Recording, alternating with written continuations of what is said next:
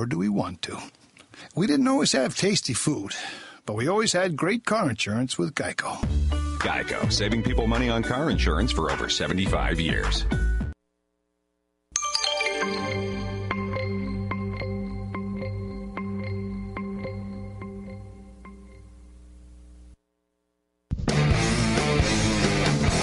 This is Car Concerns with your host, Harry Douglas. Now, here's Harry. Okay, our Car Concerns analyst report has just come out. I just got it just a while ago. Let's see, it's forecasting strong sales, new car sales in October, up 5.9% compared to last year. Manufacturers are expected to spend an average of $2,629 per vehicle in incentives, and that's down nearly 12% from September. So, they've got strong sales, so they're not very inclined to go out there and give you rebates and deep incentives to buy their vehicles. Let's see, right here it says Car Concerns Incorporated. Let's see.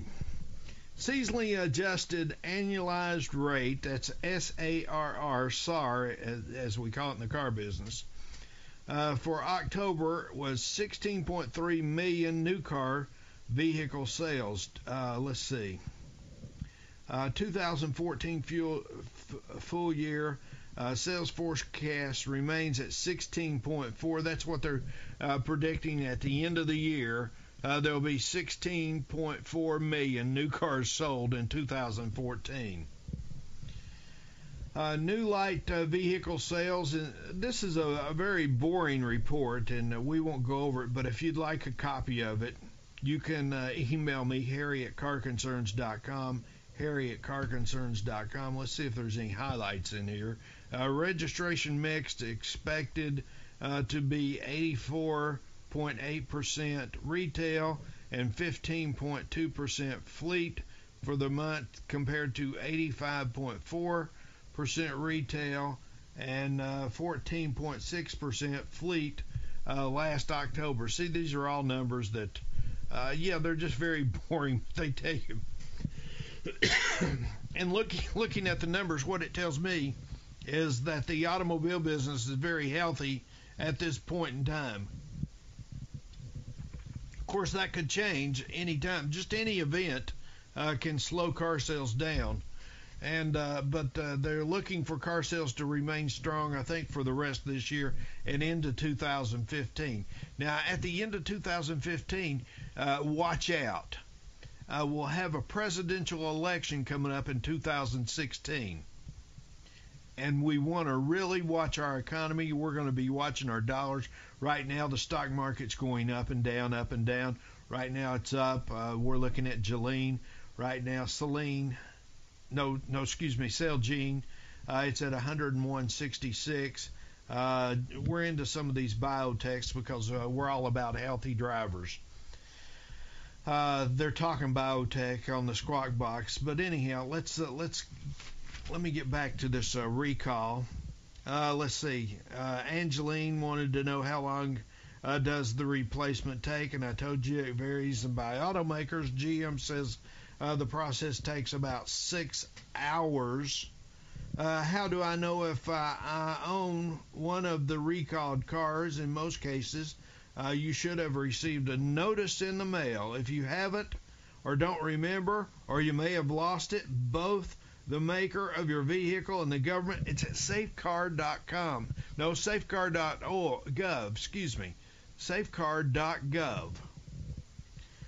They'll have the tools to let you search by the vehicle's unique vehicle identification number, which is known as the VIN number, and the recall status on your vehicle. Be aware, though, that the government database site was down on Wednesday, so the makers would be your best opportunity. Of course, you can always do this. You can always find out if your car is on a recall list. The best thing to do is to call the dealer you bought it from. Call the service department. Have your VIN number ready. Let them punch it into their system, and they can pull it up real quick and tell you if your car has a recall on it, if it has a service bulletin. Service bulletins are something that you'll never know about.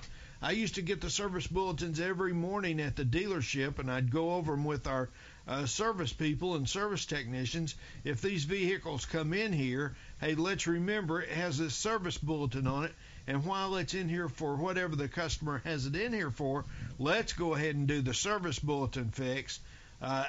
It's absolutely free. It costs the consumer nothing. The dealer gets paid a minimum amount to do the fix, but it's income anyway. What happens in the meantime? Also will vary. Toyota, for one, will have dealers in certain areas disable the passenger airbag and apply a warning sticker. I told you this already. Will my car be fixed right away? Depends on the automaker. Some already have key parts, the airbag inflator, and on hand. For others, there may be a wait.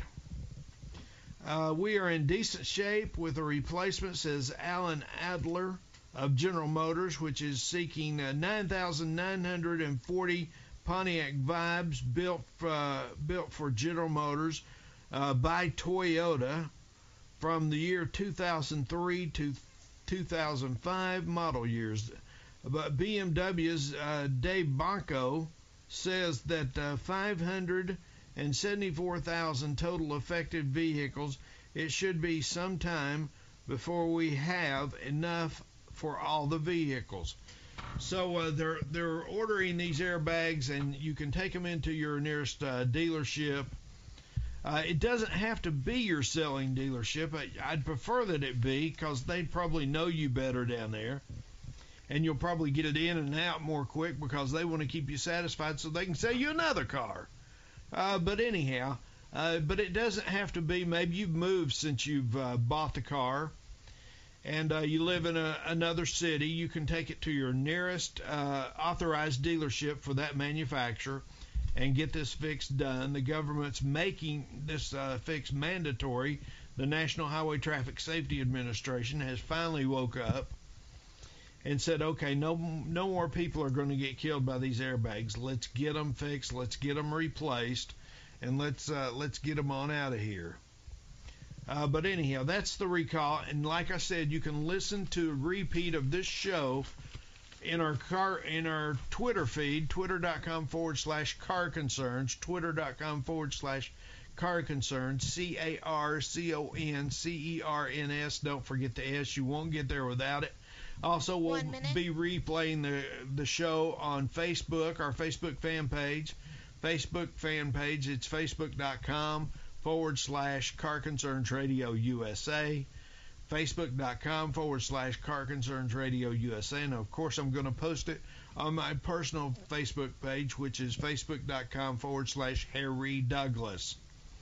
So if you think you missed your car, you can go back and listen to the show. I read them off there. If you want to ask me if your car is on the list, just call me at 1-855-CAR-CONCERNS, 1-855-227-2662, or just shoot me an email with your VIN number. That's harry@carconcerns.com. I'm always looking out for you, and I always will be. I'll talk to you on the next Car Concerns Radio USA.